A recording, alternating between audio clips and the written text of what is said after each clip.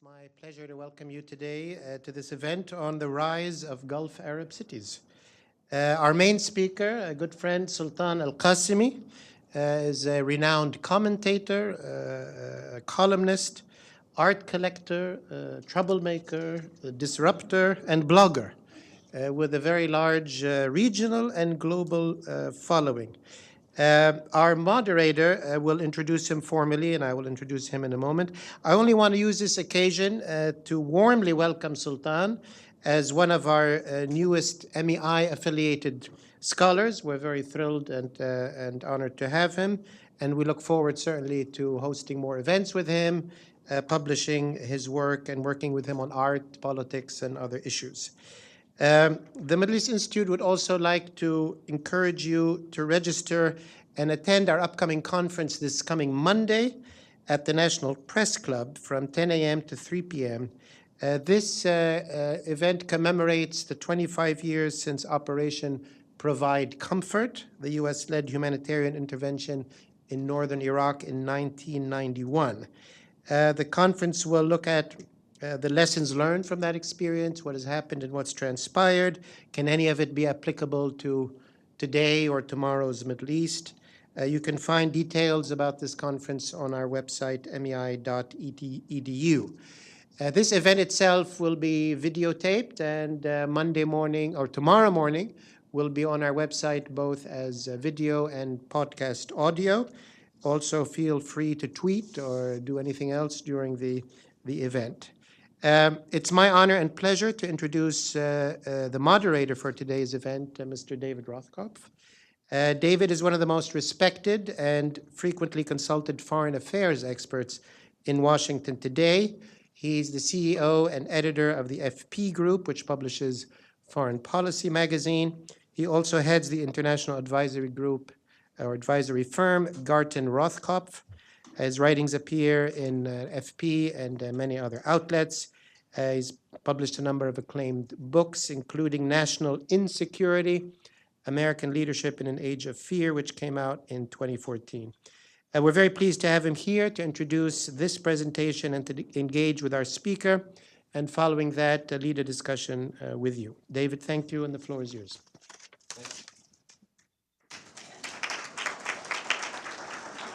Thank you. It's a pleasure to be here. It's a pleasure to be here on many levels. But most notably and most differently, I participate in lots and lots of discussions about the Middle East that tend to focus on what I consider to be kind of small bore events. In other words, events of today, events of yesterday, events of small groups, events that are not of consequence towards the long arc of history.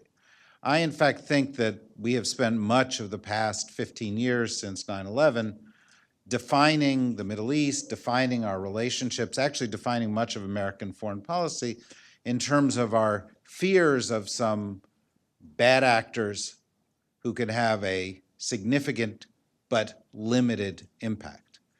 And while it's worthy to talk about those things, what's great about this session is that it's looking further. It's looking at issues in the longer arc of history, issues that are going to be relevant not just to the evolution of the Middle East, but that are actually relevant to the evolution of the entire planet.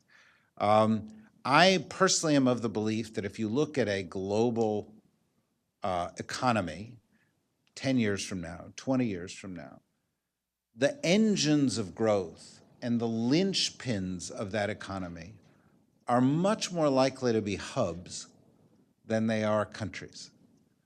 Cities that have transportation infrastructure, information infrastructure, financial infrastructure, and human infrastructure that connect them to other such hubs.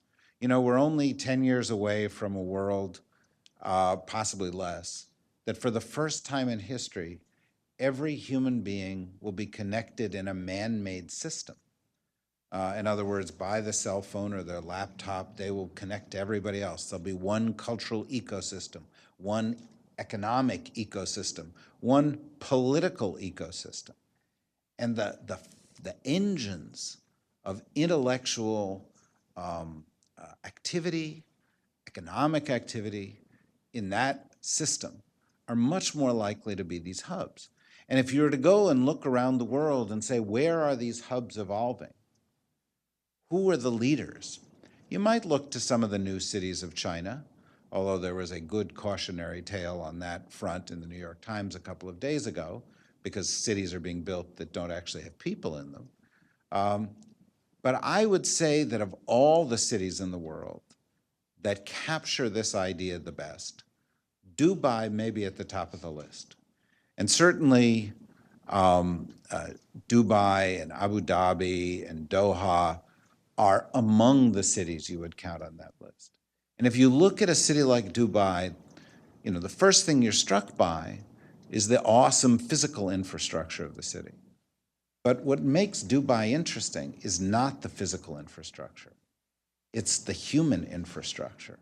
What makes the Emirates different from all the other countries in the region is, in fact, that it is a country that has chosen to make as the foundation of its power thought leadership rather than pumping a resource out of the ground. And that has led to remarkable change in priorities. And you see that in Dubai. You see a city where 86% of the population is expat. It is truly a global city. You see a city where every year the government organizes an event for the rest of the world on what is the future of governance. You see innovations, whether it's using apps or having government officials, when they become a minister, being given an iPad that shows how they're performing versus the other ministers in the government. You see innovation taking place. You also see a city and a country where 90+% of the women graduate high school, where the majority of people in the university are women, where there are more women in the cabinet than there are in the US cabinet, and where everything from military missions to the Mars mission are being led by women. So it is a place where innovation is happening at a remarkable pace. And that innovation, because it's a hub, is touching the rest of the world. And it's changing the countries around it that have been slow to change. And it's offering a model for a region that is in need of a model, but it also connects to India, and it connects to China, and it connects to Europe, and it connects to Africa, and it connects to the US. And this is a remarkable development. And I think we're especially lucky today to have one of the most prominent thought leaders in a country that has made thought leadership its unique selling proposition in Sultan, here to talk about this idea. You may know him from his activities in the Twitterverse. You may know him from his writings, which have included writings in foreign policy, which we are grateful for and hope there's more to come. You may know him from other speeches. He's extremely well known. But he is part of a new generation of leaders who are thinking zero-based. They are thinking, what are the models we need and how do we create those, rather than thinking of the past and incremental change on that. And that's why this is exciting, because this is a conversation about global changes that are actually being born in a region of the world where we think of setbacks and not progress. So please join me in welcoming Sultan.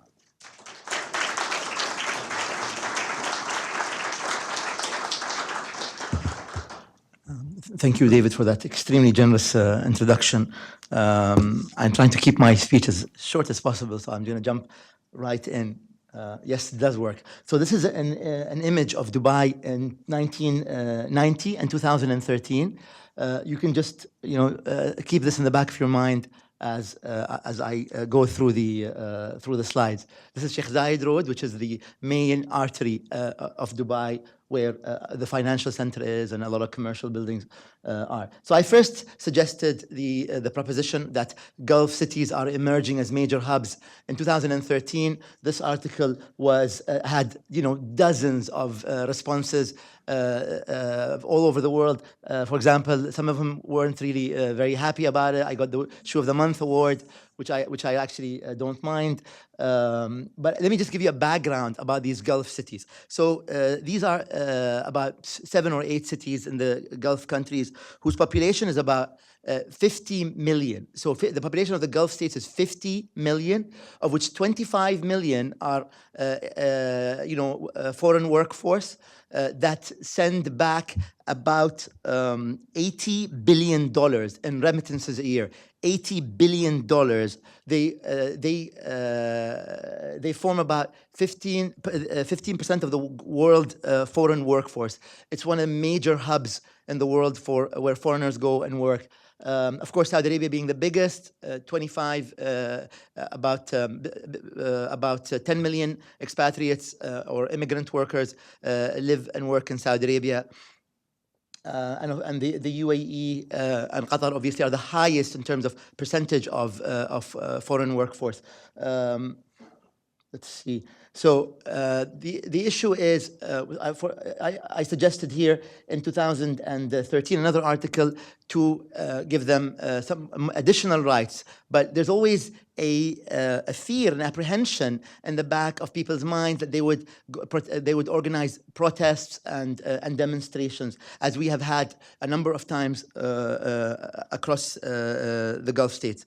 So obviously there has been an expansion in these Gulf cities and these Gulf states in terms of civic participation. So for example, Saudi Arabia last year, the first time they allow women to vote, which was, I think, a great step, although these are mostly with non-legislative powers. The UAE has a wonderful, I think, initiative that allowed for the first time in any Gulf city for expatriates and migrant workforce to vote in Chamber of Commerce elections. So it was the first time ever that Indian and Arab individuals ran in the Abu Dhabi Chamber of Commerce in 2009 and again in 2014, and they won. It was very interesting because they did lobbying and they did a lot of things that we sort of recognize here in the US. Well, the Gulf states like to think that they have a unique model of democracy, the Majlis kind of democracy, where Majlis are these salons where people gather and they lobby each other. This is mostly effective, I think, in Kuwait, although we see it also in Bahrain and also in the UAE over the past few years since elections started to be allowed. That people are using these majlises to go and lobby for votes.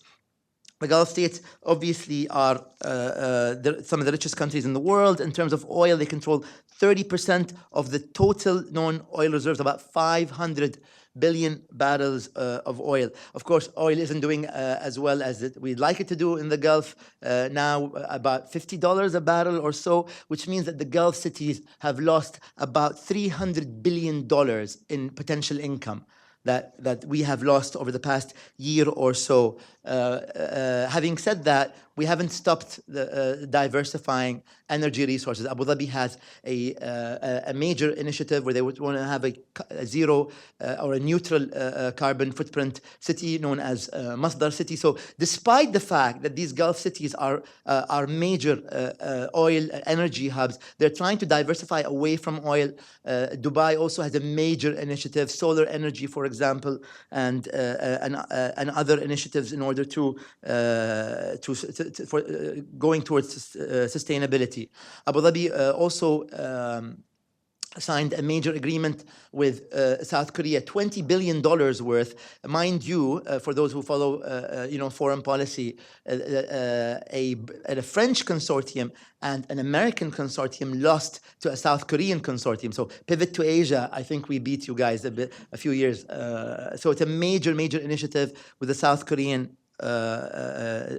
civilian plant. The Gulf states, so if you look at the Arab world modern history, we traditionally were getting our news from BBC Arabic, for example, radio, which was broadcasting in the 1930s from London, and then Abdel Nasser in Egypt launched Sawt al-Arab, or the Voice of the Arabs, in the 1950s and 60s, so the Gulf citizens, people in Gulf cities used to tune into Sawt al-Arab and to get their news. But fast forward 50 years, people from across the Arab world are watching.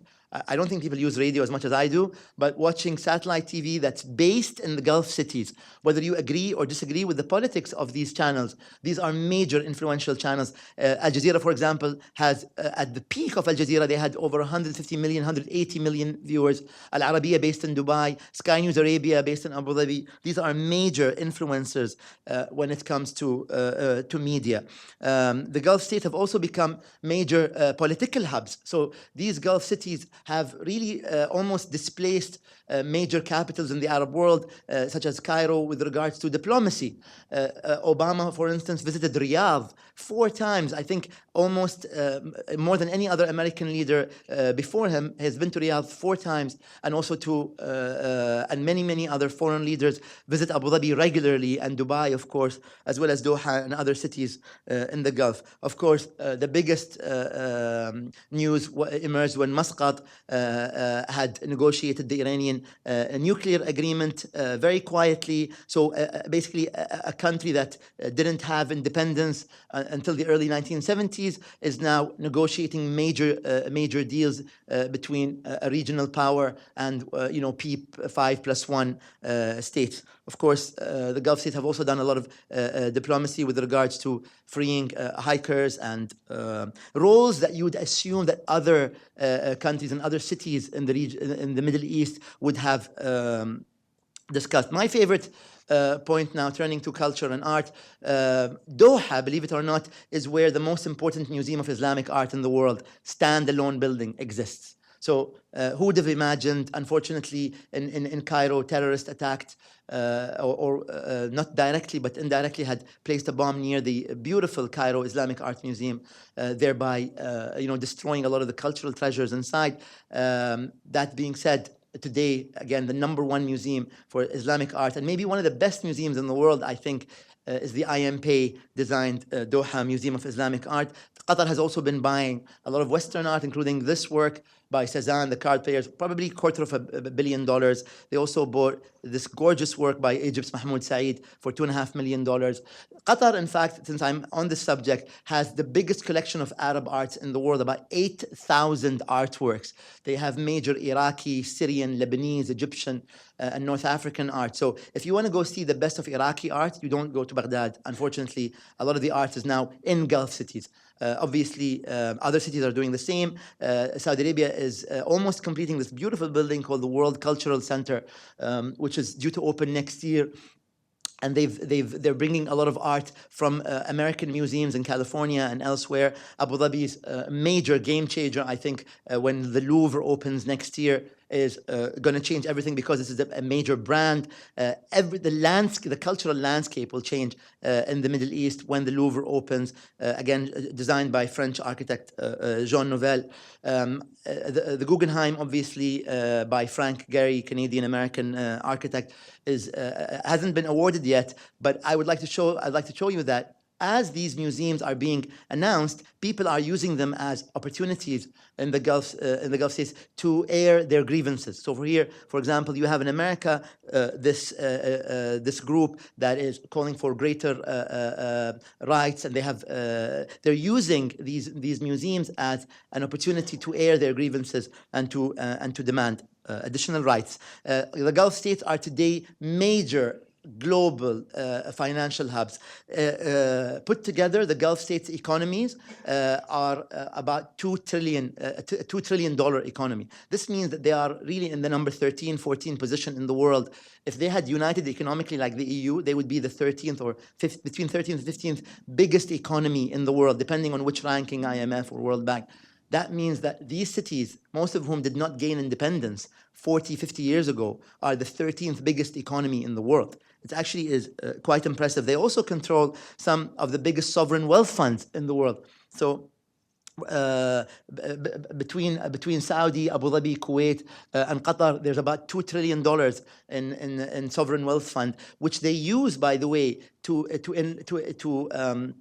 for their own influence. And I'll come back to this, keep this in mind, how the Gulf states use the sovereign wealth fund to push for their own interest around the world. Unfortunately, wars such as the war in Yemen means that these Gulf states have to,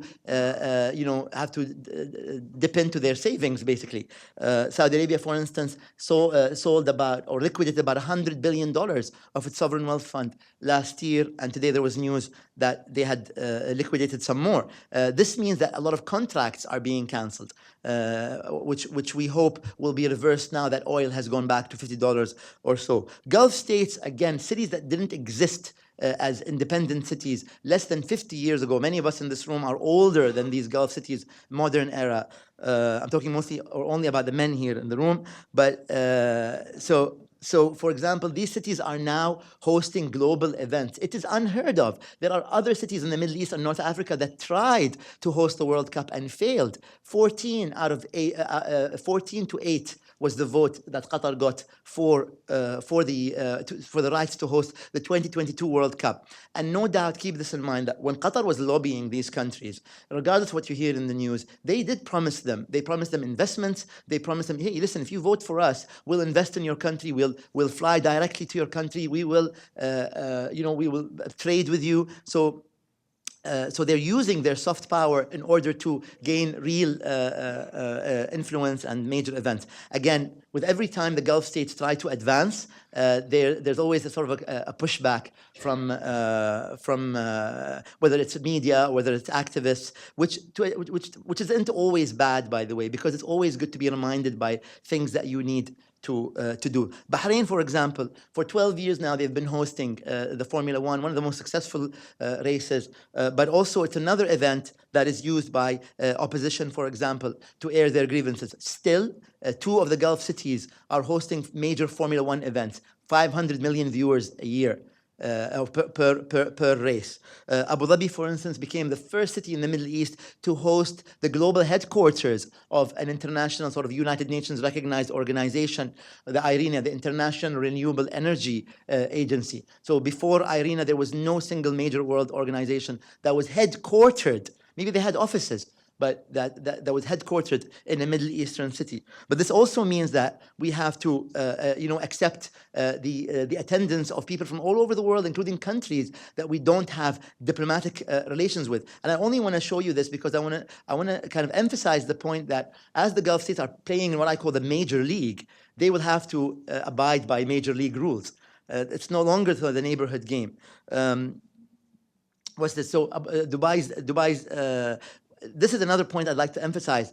When Dubai won the right to host the Expo 2020, there was a lot of soft diplomacy, a lot of promises of investment, a lot of promises of, we will fly to your countries, we will invest in your countries, we will welcome you, we will facilitate visas for your people.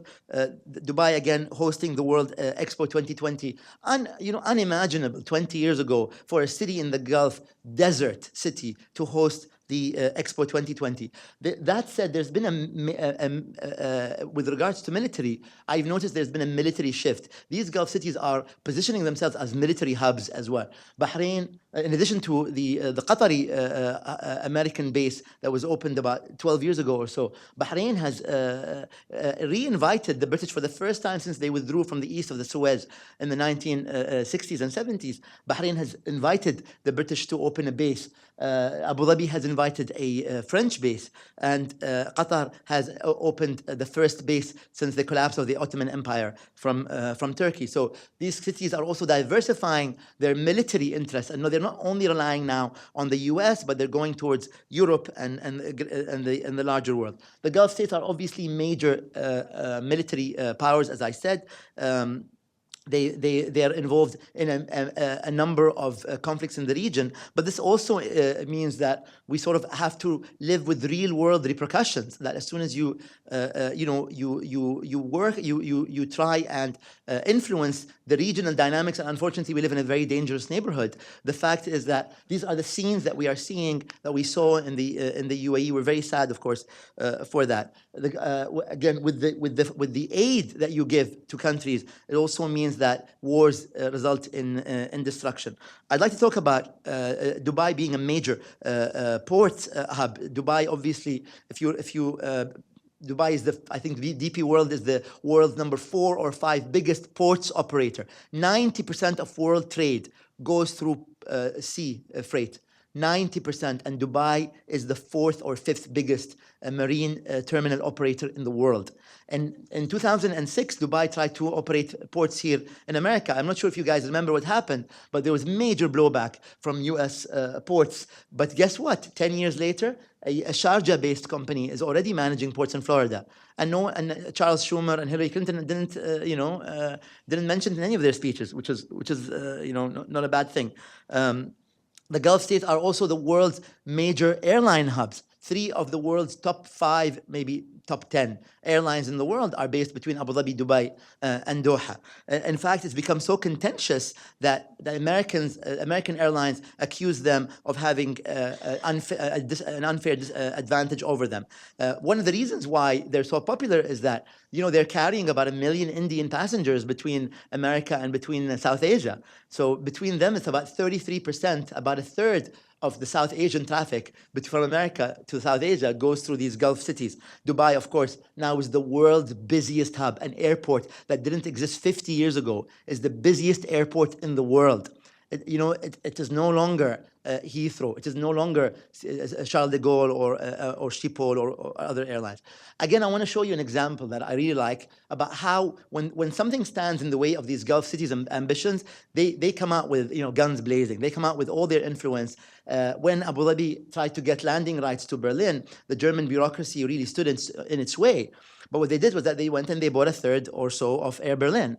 So they used their sovereign wealth fund, they used their funds, and they bought access. They broke through the German bureaucracy by using their brains and using their wallets, basically. And again, Abu Dhabi became the first city in the Middle East, even before Tel Aviv, even before major non-NATO allies for the US, to get pre-clearance in 2014. Again, the Gulf states are using their financial powers to invest in major buy trophy assets across Europe, but I won't go into this now. But they own a large chunk of London realty and elsewhere.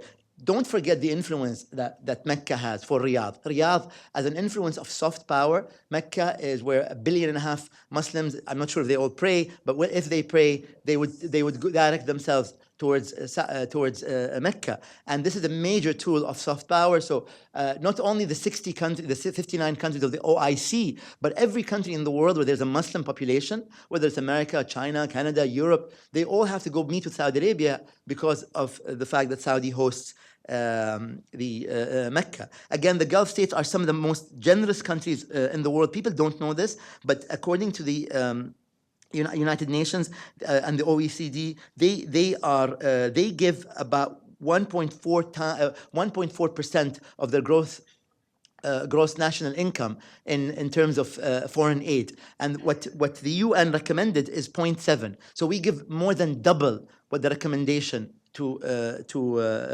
as charity and aid. In fact, I found this interesting statistic or number where the World Bank estimates that the Gulf states have given $272 billion between 1973 and 2008.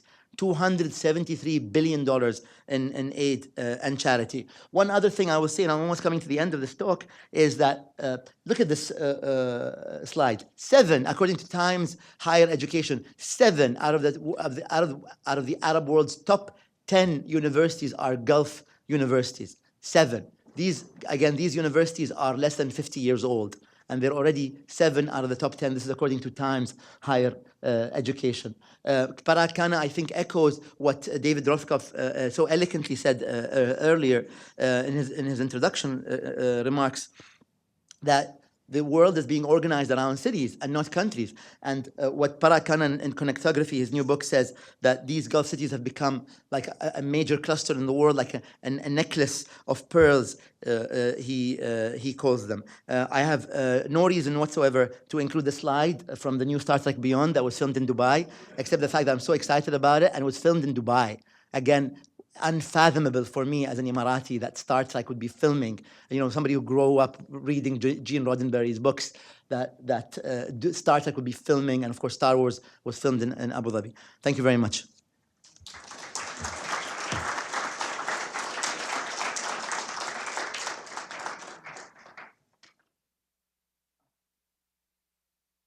Thank you for that breathtaking tour. I'm going to ask perhaps two questions. And then I'm going to open it to you. So I'd like to encourage everybody in the audience to think about what questions they've got for Sultan, and we'll try to get through as many as we can between now and 3:15 when we will end. I found your presentation very striking and compelling and reinforcing of many of the things that I've seen. But I guess the question that lingers largest for me listening to you is why? Why is this phenomenon taking place? Why are these countries advancing so quickly? I'll come to some of the issues that are sources of controversy shortly, but these are all countries that by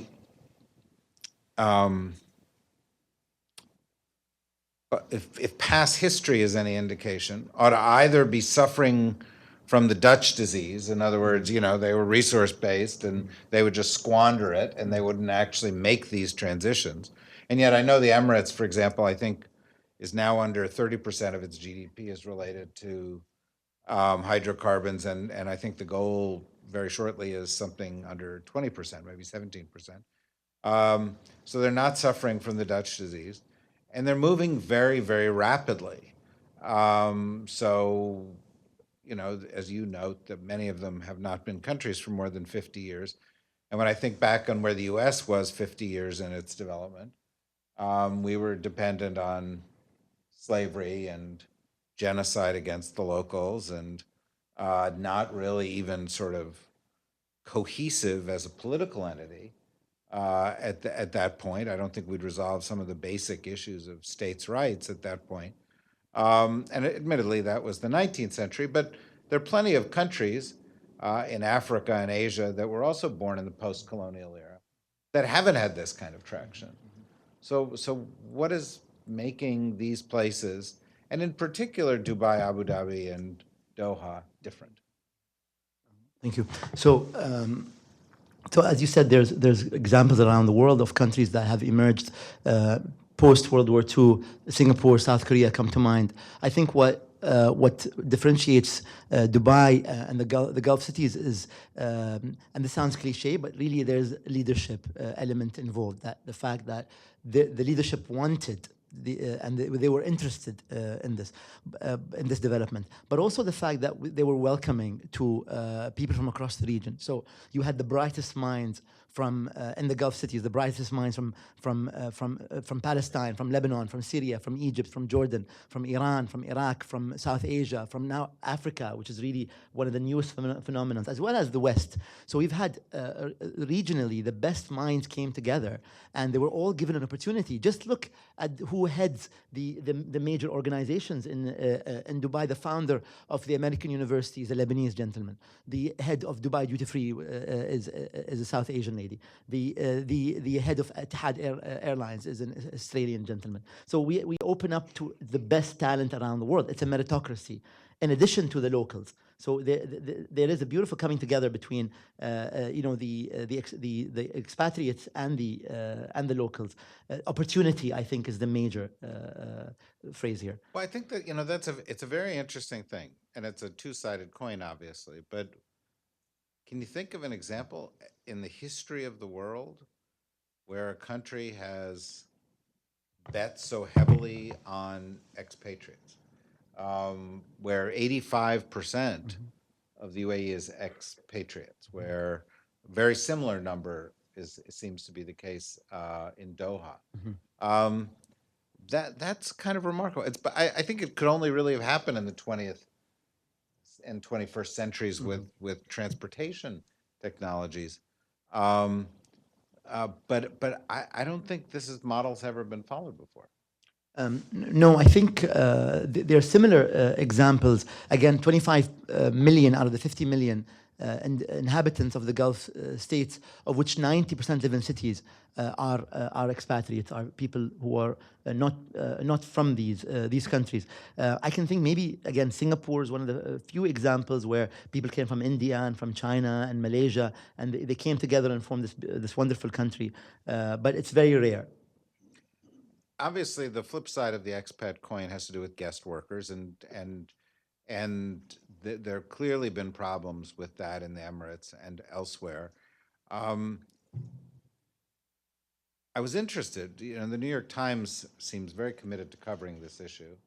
Every time I read a story on the Emirates, it could be about the weather, and 7 paragraphs down it'll say, and it was particularly bad for guest workers. Now, I'm not minimizing this issue, but it tends to almost be part of the style book to bring it up.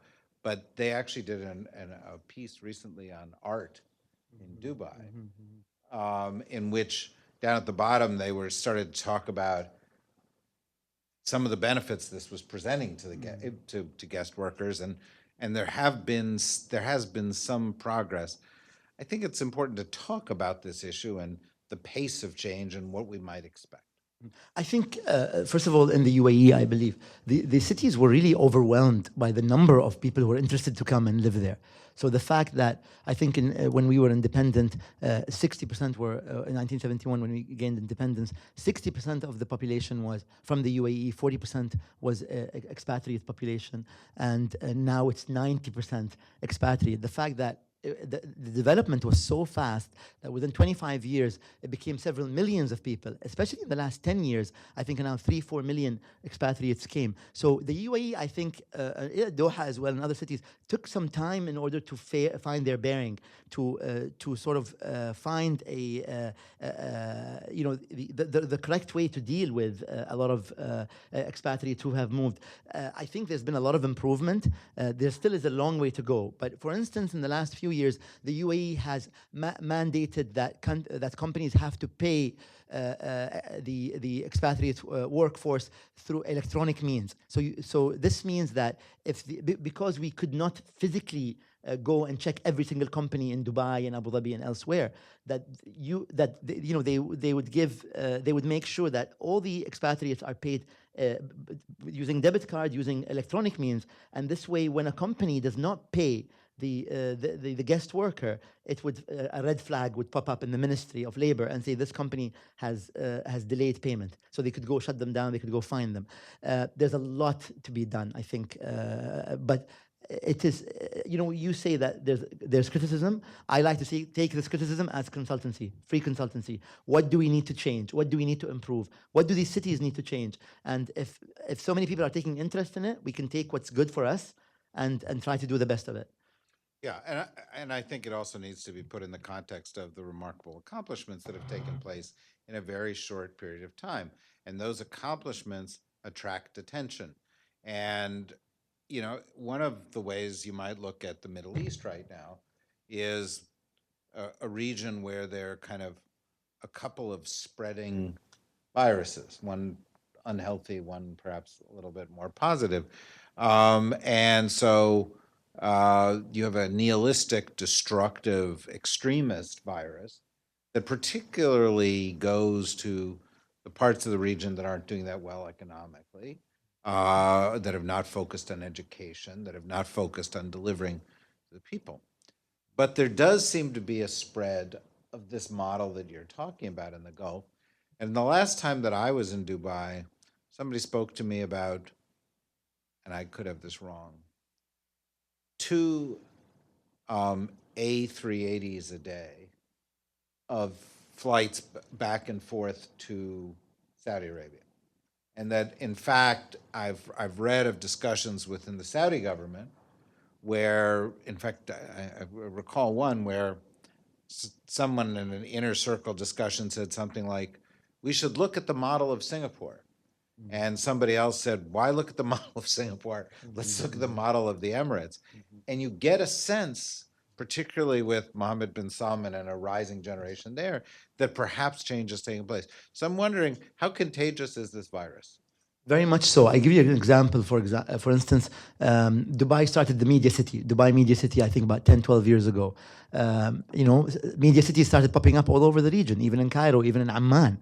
So the innovation that takes place, I think primarily in Dubai, is in a positive way sort of contagious, not only to the Gulf cities. You see it in Doha, you see it in Abu Dhabi, you see it in Manama, but also you see it across the region. People want to copy Dubai's model. People want to be the Dubai of Africa and the Dubai of South Asia and the Dubai of West Africa, etc. I'm going to ask one more question, and then I'm going to turn to you. So I hope that all of you have questions prepared. We'll have about a half an hour for the questions. One of the terms I like least is soft power. It implies secondary or weak power. Mostly in Washington, people like things that explode and have a lot of technology involved in them and so forth. And if you ever went into a meeting in the Situation Room and said, I'd like to speak to you about love, people would ask you to leave. Or if you went in and said, I'd like to speak to you about art, people would pat you on the head and say, I'm afraid you're in the wrong room. And yet, models of tolerance, models of opportunity based on education, models of the embrace of leadership role for women, and cultural flourishing have made places like I saw, Burson Marsteller does a study of young people in the Arab world. And the place they want to be is the Emirates. Now what's more powerful? A website for ISIS, or the fact that 70+% of the people want to live in this place? That's real power to me. And there's been a huge investment in the Emirates, and you talk about it here, in the arts. And you yourself run a foundation and a noted collector of art. And I'm just wondering if you would talk for a minute or two about the importance of all of that. We see the Louvre, we see the Guggenheim, but those of you who are interested in music, the Metropolitan Opera currently is selling out 66% of its seats. The Dubai Opera opened and within 3 hours sold out all of its seats for the whole season. I think the third largest music festival in the world is in the Emirates. Why? Why is that significant? And you also talk about Qatar and the Islamic Art Museum. I get a sense, and this is the end of my last question, so I'm just going to add a little bit to it. Something very profound in the history of the Middle East is happening also. These places are the new Alexandrias. The shift of intellectual life has shifted in this region. Recent events in Egypt suggest that's likely to continue for a while. So maybe you could put it in a little bit bigger context. So, as we said, music production, filming, the museums are popping up. Unfortunately, popping up in the Gulf at the same time that they've been either shuttered in other countries in the Middle East or underfunded. For instance, maybe I'd say a couple of words about the arts market in Dubai. Dubai had 3 galleries in the 1980s, or 2 galleries. Dubai today has 55 art galleries, and this sounds trivial, but this is a major source of income for Dubai.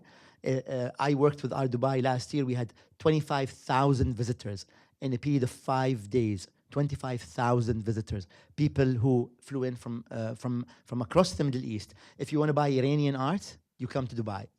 Dubai is the hub for Iranian art. Dubai is the hub for Arab art, for Middle East. So this gives you you become a destination. You become a reference point. People want to live in a place that where that welcomes art, that welcomes culture, that you could meet other intellectuals. Unfortunately, in some Arab countries, and I don't want to mention names, the first thing on the mind of the young people is that they want to leave. They just want to leave their country. And where do they want to go to? They want to go to Dubai, as you said. But the fact is that there is a brain drain across the Middle East, and what Sheikh Mohammed bin Rashid calls the brain regain, kind of coming to Dubai. Dubai is attracting a lot of these minds, and obviously Dubai has influenced these other cities in the Gulf to mimic its example. But what Dubai did it organically. It wasn't a top bottom. It was really a grassroots effort. For a lot of people, they say, "What is this art industry? It doesn't really make any difference." But it's $1 billion industry, and it's changing. It's changing. It's bringing a lot of people. It's changing realities. It's bringing a lot of people from across the world to Dubai to learn and to interact. It's where Arab art and Iranian art meet. It's where the diffusion of tension between Shia and Sunnah is. It's in Dubai. That's the diffusion of the tension. Tension is created elsewhere. Tension is diffused in Dubai. To me, this is, if you'll allow me a second of editorializing, I just ask you to consider how much airtime we devote to a group like ISIS, which has 25 or 30,000 people in it, which makes it the size of a kind of a small community college in the Midwest, that has as its, sort of ideological centerpiece things like blowing up the art of the region, versus these other places that are creating, like Dubai and Abu Dhabi and Qatar and elsewhere, that are creating cultural hotbeds of creativity and collecting art and celebrating human expression. And ask yourself which of those things is likely to survive in the long run, and which of those things has real power behind it. And then ask yourself why most of the coverage is about the one and not the other. Yes. There's a microphone, bring it up here. And just if you could identify yourself, ask a brief question, and we'll try to go through as much as we can. Right, thanks very much. I'm Garrett Mitchell, and I write the Mitchell Report, and I want to key off something that Mr. Rothkopf just touched on, but I'll step back. Well, I was in the Gulf last fall and participated in a 3-day session in which the refrain from the crack of the bat, the first session through to the last, was all about, was expressed in a phrase that said, the Gulf, the people of the Gulf no longer trust the United States, period. Not maybe, kinda, no longer trust.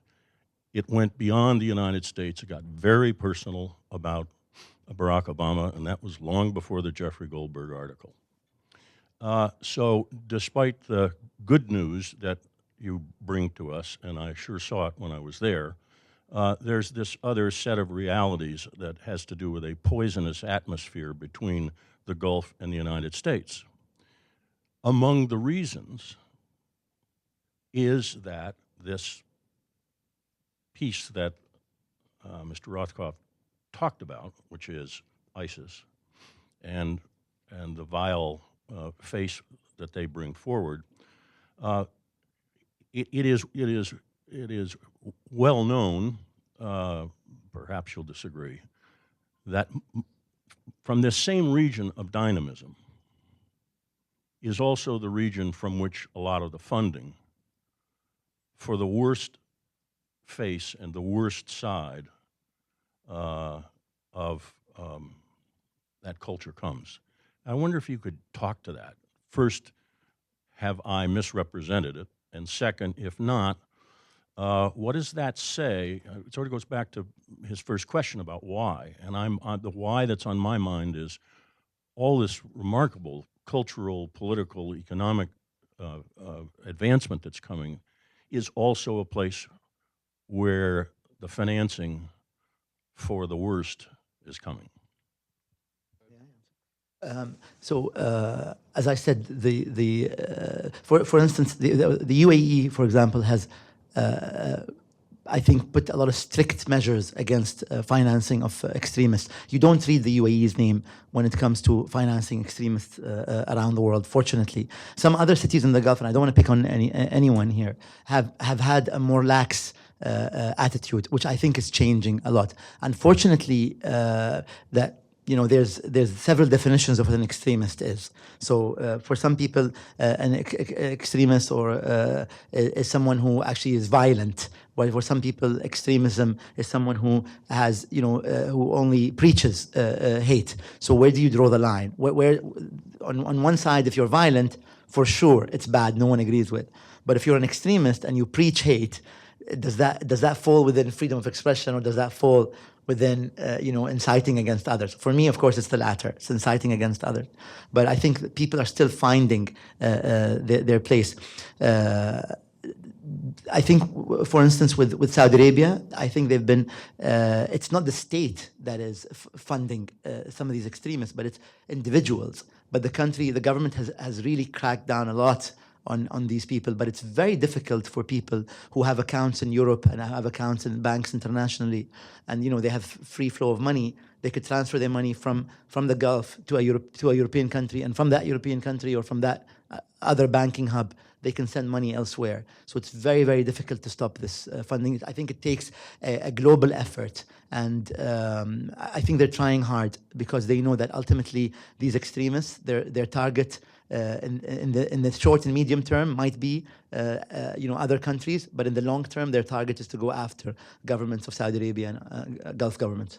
I want to respond briefly to something because I don't think Sultan would respond to the first part of what you said with regard to, and by the way, if you would, go ahead. But and that has to do with the attitude towards the United States in this part of the world.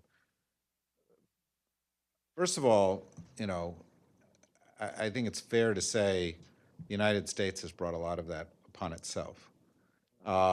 Secondly, I think it's worth noting that if you take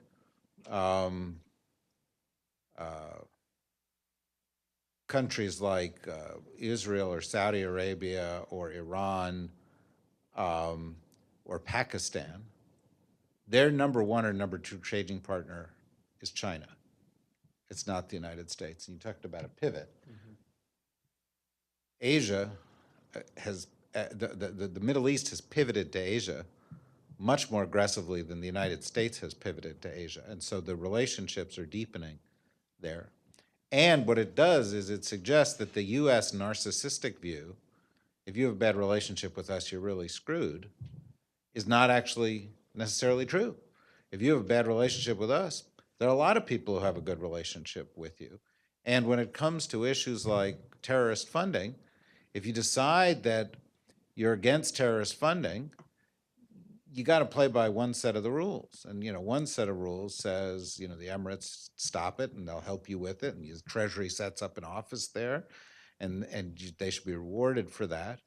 And yet they and others in the Gulf see the U.S. drawing back. Meanwhile, the Iranians, who are the largest state sponsor of terror in the region through Hezbollah, are being rewarded with better relations and more cash coming in. And so it's a little bit confusing. So I think we've earned the souring of the relations much more than anybody has provoked it. And that's not minimizing the pernicious nature of the funding of extremists from this part of the world. Let's go right here. I'll get to this side of the room. I will be equitable in all respects, front, back, gender, and age. Hi, my name is Erin. I'm a former literature professor at Qatar University. I've been following your writing for quite some time. And I wonder if you would ruminate a little bit about your switch from, not switch, but slight change from politics to art, and why that has happened and how it helps sort of field your goals. Of course. So you're right. I've slightly, I think, added art as a dimension that I wanted to write about. So if you look at my articles for MEI and other publications, I still write about politics, but it's just depressing. You know, for me as a Middle Easterner, I'm so sick and tired of, you know, writing about sad stuff and depressing stuff. And there's so much beauty, there's so much creativity and innovation that is coming from the region that nobody really writes about. So I felt like part of me wanted to highlight that. Part of me also wanted to kind of fight against the stereotypes against Gulf people. One of my articles was in response to an individual who said, well, the Gulf states don't really have arts and culture. So I had to research it, and someone had to write it. And if I kept writing about politics, as I think David was very eloquent in the beginning when he said that this is more of a longer term shift. If you pick up any of the articles that I write about arts and culture, you could read it in a year or two, it would be relevant. But if you read my article about, you know, viewership of Al Jazeera in 2013, it really isn't that relevant today. Things have changed. You know, the Egyptian government was overthrown, etc. So I also try to be a bit more positive in life in general, and I hope more people would write more about arts and culture and maybe less about politics. That's what we need. I, by the way, strongly agree with that. The reality is, you know, we talk about ISIS, we talk about extremism. What is their message? And we talk about how do they reach hearts and minds, and then we have a politician give a speech. When a politician gives a speech, people think he's asking for something or that she is asking for something. When an artist gives a performance or creates a work of art, people feel they're giving them something. They open up. A connection is made possible. Culture can change belief systems in ways that politics cannot. And we don't use the tool. We don't even have a serious discussion about it. We talk at great length about the ways we can destroy a society. We don't talk at sufficient length about the ways we can tap into the creative energies of that society to produce future growth and change.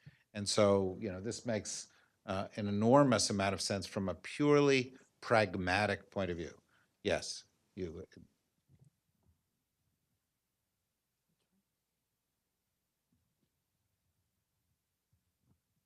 Thank you. My name is Sausan Gad. Sultan, David mentioned zero-based budgeting as one of the ways that the sprint basically happened. And zero-based budgeting usually depends on a political philosophy behind it or political framework. So I don't know if there's a manifesto or something that has the political vision behind the budgeting that we can read to, you know, understand the story behind this picture. This is a very nice picture, but I want to understand how much of it is scripted, as in not like free market based. So in that sense, I want to understand because my worry is that if all of this is economic advancement without political and cultural advancement, it will be very fragile. And my anxiety is that I want this to not be the case. And then because you're very interested in culture, and it's related to that. I'm trying to see if once you talk about art, this requires a lot of commitment to freedom of expression.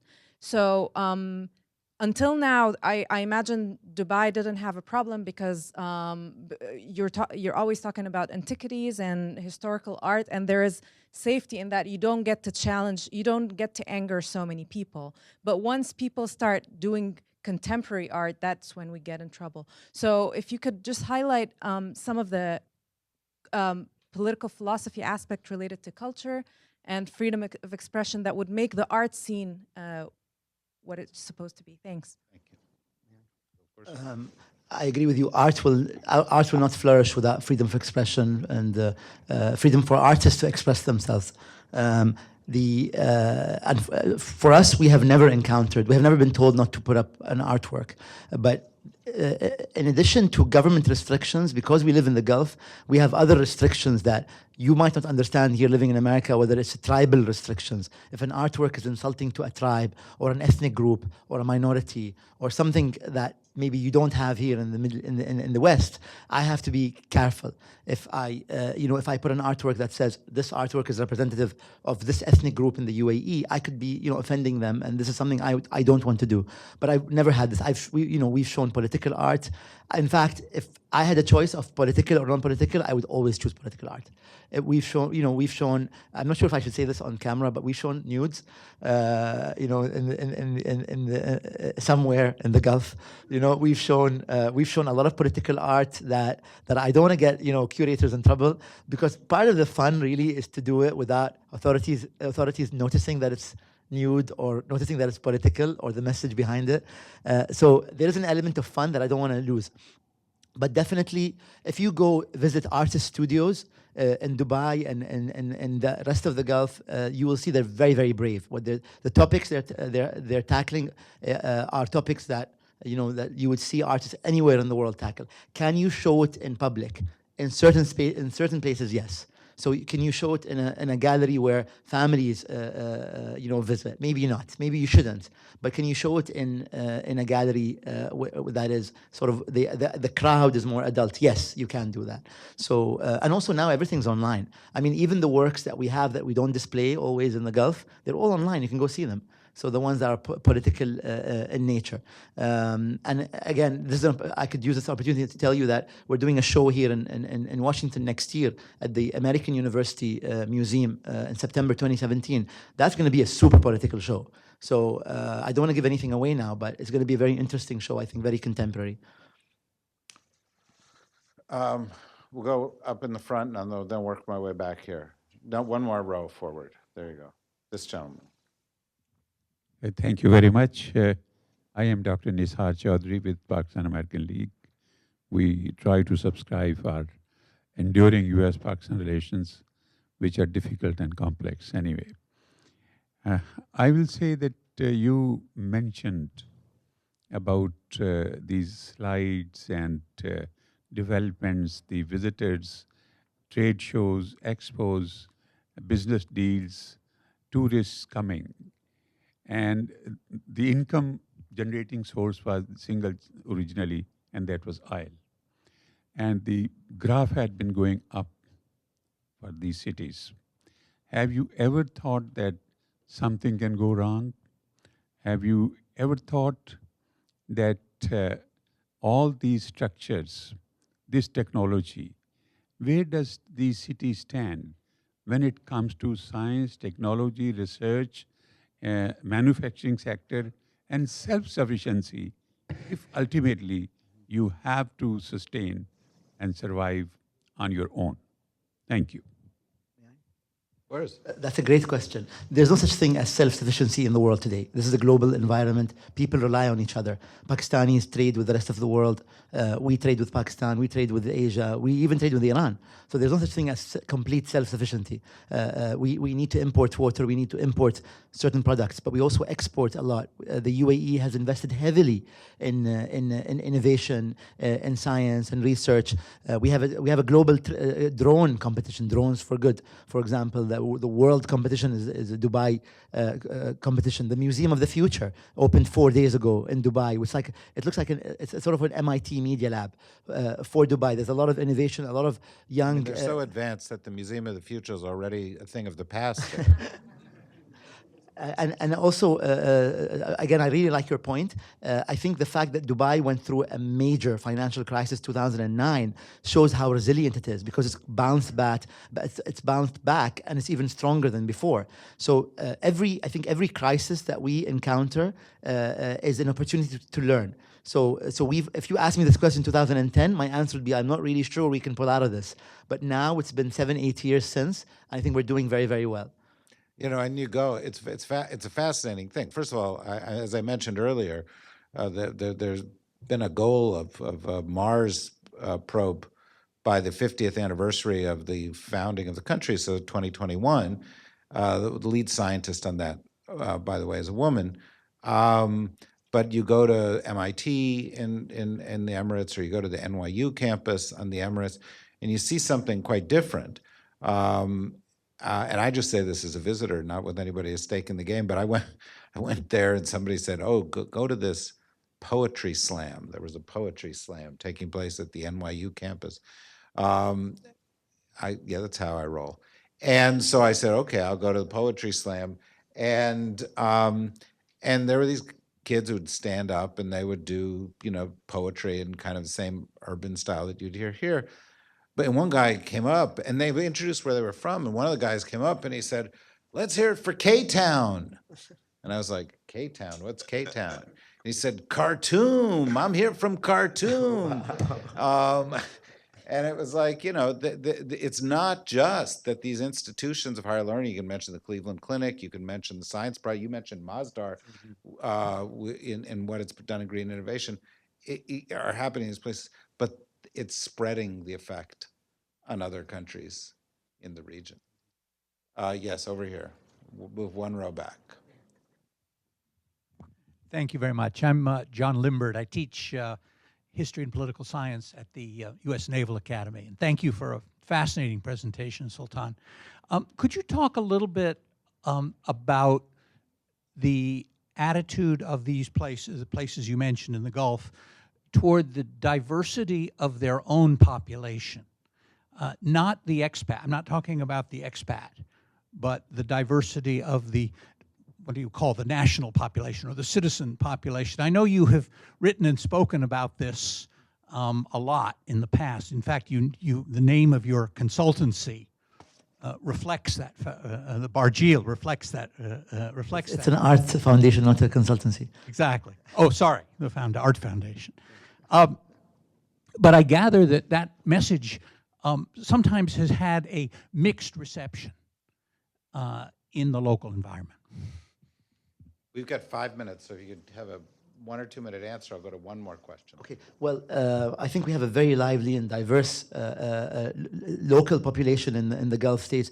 Let's just talk about the UAE, for example. We have citizens who have African background, who have Arab background, who have Iranian background, who have a local sort of background from the coastal Gulf. So I think it adds to the strength of the country. I called for giving citizenship to some expatriates. I think it's a debate. So a lot of people weren't happy with what I wrote, but funny enough, a lot of people were also interested in it and agreed with me. But it's a debate that needs to take place, and nobody should pressure the country. I stand on one side. I might be a minority, but I think with slowly changing one mind at a time, by the time I'm older, I'll be able to convince more people. All right, right over here. There's a microphone. Abad Alawi, USUA Business Council. Similar to actually the question that was just mentioned, I just wanted to know, so Saudi Arabia with their recent Vision 2030 plan announced that they possibly could give green cards to their to expats. So I was wondering what your opinion was, what you think the UAE federal government's opinion is, and how that affects the Emirati population itself. I can't speak for the UAE federal government. I think I'm the last one who should speak for the UAE federal government. But I think it's an exciting proposition. I'm personally very excited about what Prince Mohammed bin Salman is doing in Saudi Arabia. I think it's late, but it's better late than never. I think Saudi needs the reforms, diversifying away from oil, accountability, transparency, the things that he is promising that he's going to introduce in Saudi Arabia. And we've already started seeing it happen. I'd like it to go about 1,000 times faster, if not faster than that.